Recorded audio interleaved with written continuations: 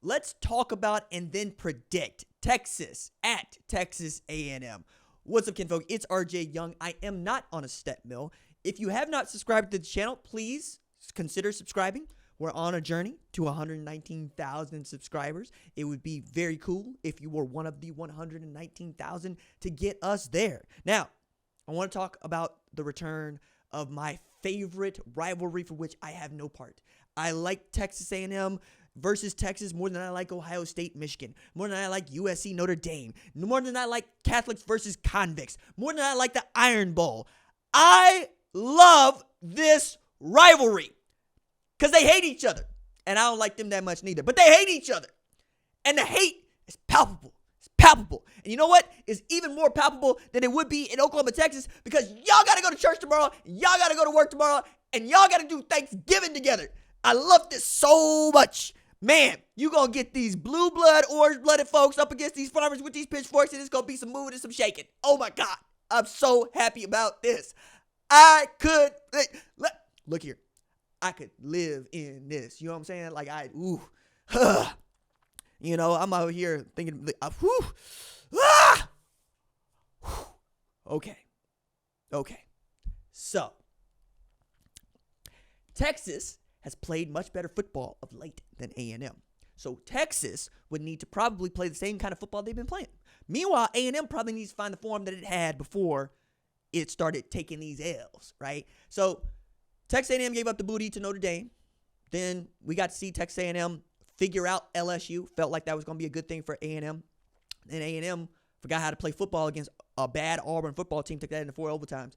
And a defense that had been pretty damn good up until recently has given up, an average of 30 points back-to-back games now. They've given up the booty at the wrong time. Now, Nick Scorton is great, but you're going to need help. And with Le'Veon Moss on the IR, you're going to have to get him Daniel, more carries, and you're going to need Marcel Reed to complete some passes. Like, I don't think that the Jalen Milroe, Marcel Reed approach is going to work against this Texas defense because it is the best defense in the SEC, and it is one of the 3 best defenses in the Power 4. Texas is legitimately great on defense. Colin Simmons and Anthony Hill are legitimately awesome tacklers and pass rushers. I agree with Texas fans. Anthony Hill being left off the Butkus Award finalist list feels like a snub. Is a snub, right? I could just as easily see him up there with Danny Stutzman winning this award. What he has been able to do has been outstanding, right? He leads that team that is so great on defense in tackles and sacks, and he's flying off the edge, man. He's so much fun to watch. He is having the season I thought Trey Moore was going to have, right? That we thought Colin Simmons was capable of having, and he is. But I think that we are only getting close to acknowledging how good Anthony Hill is because he's in that category with Harold Perkins for me. He's a dude that if you let him just come off at 5'9" and go after you and beat up on your tackle, beat up on your running back, beat up on your tight end, he's going to eat all day. You have to know where he is, probably have to chip him, probably have to double team him on pass rushing downs. That's where my focus would be if I'm A&M. Take Anthony Hill out of the game. Make somebody else make a play in that linebacking core. Outside of that, perhaps you just say, we're not going to throw at Jade. Maybe you make that your credo. See, I made it rhyme for you. Jade Barron is a Thorpe Award finalist. And while Travis Hunter deserves to be a Thorpe Award finalist, as does Caleb Downs, as does Malachi Starks, Jade Barron is the one of 2 dudes on that list right now that I would leave. If I got to kick somebody to put Travis Hunter on, it would be Malachi Starks at Georgia. Okay, Caleb Downs, Jade Barron, Travis Hunter. Those would be my finalists. With the award going to Travis Hunter, we could talk about that a different way.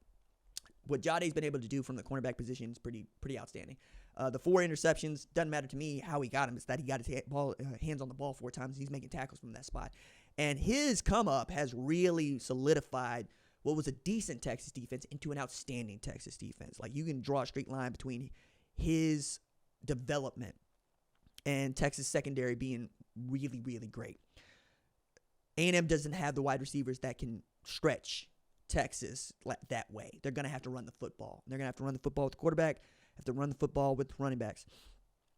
After that, they're going to have to try to keep a lid on the defense, and that's just been hard the last few weeks. As Texas has demonstrated, not only is it going to score, right? It put up over 250 yards rushing against a Kentucky team. That is a defense that is built on stopping people from running the football. And that has also been remarkable given that Texas lost its top two, or number 1, number 3 tailback in C.J. Baxter and Christian Clark at the beginning of the year. Before we even got started, they lost them in camp. So now, Quinn Ewers, who also had to miss time, you got Arch Manning in there. He did fine. You don't need Jonte Cook because DeAndre Moore came on in such a big way. Isaiah Bolden's been great. Matthew Golden can take the top off the defense, but the most reliable set of hands on that team is Gunnar Helm. And I just don't see anybody matching up with that guy on A&M's defense to take him away.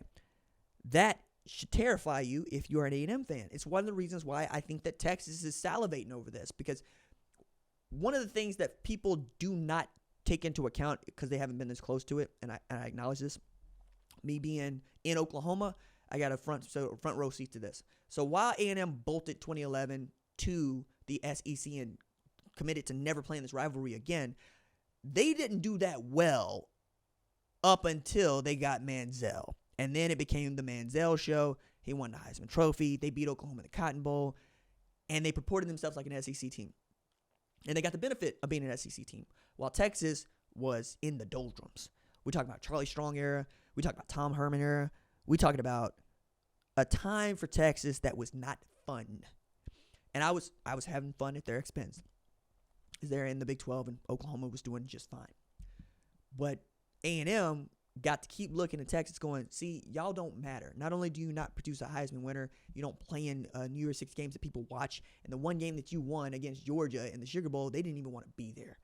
And I'm going, my goodness, man. That's also a program that was 7 points away from tying, 8 points away from beating. The LSU team that went undefeated in 2019 is one of the great college football teams of all time. Sold out to try to win that game, didn't. Now, you have a team that is built correctly around its offensive line and its defensive line, and a creative play caller in Steve Sarkisian, an outstanding play caller in Pete Kwiatkowski at Texas. It's a national championship caliber team, and I've been saying that from the jump, right? Like, that's never been in doubt. What was in doubt is what A&M is. What's nice about this game is it's for a spot in the SEC championship game against Georgia, okay? I think if you are Texas, you need to win this game because you want to shut up the Farmers, number one. Number two, you got to shut up the Farmers or you can't go to church. You're going to have to sit this one out. You're going to have to call in sick. And you know what? The Lord don't play calling in sick like that. Okay. Then you get to play in the SEC championship game to avenge the only loss you have this season against Georgia, which might be enough, regardless of what Oregon does against Ohio State or whomever they might see in the Big Ten championship game, to get you the number one spot. Because many people think that Georgia team is good. Georgia also has to win that game to ensure its spot in the college football playoff, though there is a stupid argument for perhaps a Georgia team that takes that loss that should be getting in there. I don't want to hear that one right now. I really don't even want to feel that one right now. I just want to tell you that it's out there. If you are Texas, take care of the football, take care of Quinn Ewers, things will go your way. If you are A&M, Marcel Reed's got to play above himself. There's no getting around that. You're going to have to see a Marcel Reed that is capable of throwing for 300 yards and rushing for 100 yards. Him putting up 300 yards of offense, Texas is going to take that. They're going to love that. Can he score? Is he going to be able to run away from people? Is he going to beat people to the corner and get around and pick up those explosive plays?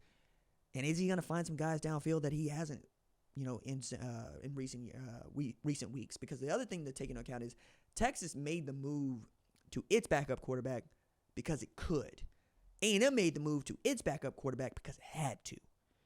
These narratives matter as we're talking about playing at the high end. It matters that you had this figured out in Quinn Ewers, right, at the start of the season. It matters that Colin Klein needed to get to LSU to figure out, Marcel is actually supposed to be the dude the whole time. Connor Wigman is not. Would not shock me not one bit to find out Connor Wigman is going to Arkansas next year. Bobby Petrino and Sam Pittman are still there, right, because it feels like a better fit. But also, you don't have your best weapon offensively either, which is not Marcel Reed, it's Le'Veon Moss. So Texas is not only going to need Marcel to play a game unlike he's played, though he's capable. Like, you've seen his movies over there in Tennessee. He's capable. He can make it happen. But against this Texas team, I think that's asking a lot. However, playing at Kyle Field has never been easy. I am going to find it funny if the sound man plays Mo Bamba at any point.